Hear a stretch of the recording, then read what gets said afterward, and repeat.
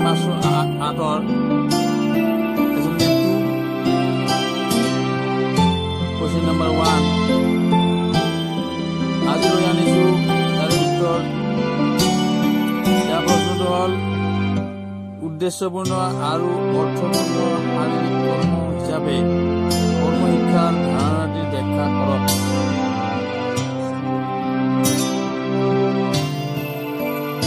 বন্ধুসকল, এয়া মই আপোনালোকৰ আগতে ভিডিঅ'টো দাঙি ধৰিছোঁ। আপোনালোকক মই অনুৰোধ কৰিছোঁ, যিসকল বন্ধুৱে মোৰ এই চেনেলটো ছাবস্ক্ৰাইব কৰা নাই ছাবস্ক্ৰাইব কৰি লওক, যাতে আগলৈ মোৰ এই ভিডিঅ'বোৰ বিনামূলীয়া আৰু আগতীয়াকৈ পাই থাকে। আপোনালোকে ছাবস্ক্ৰাইব কৰিলে মই মোৰ এই চেনেলটো আগবঢ়াই নিবলৈ যথেষ্ট উদগনি পাম। সেয়েহে আপোনালোকক মই অনুৰোধ কৰিছোঁ, মোৰ এই অসম লাইভ ইউটিউব চেনেলটো আপোনালোকে ছাবস্ক্ৰাইব কৰক, যিমান পাৰে শ্বেয়াৰ কৰক আৰু লাইক কৰক।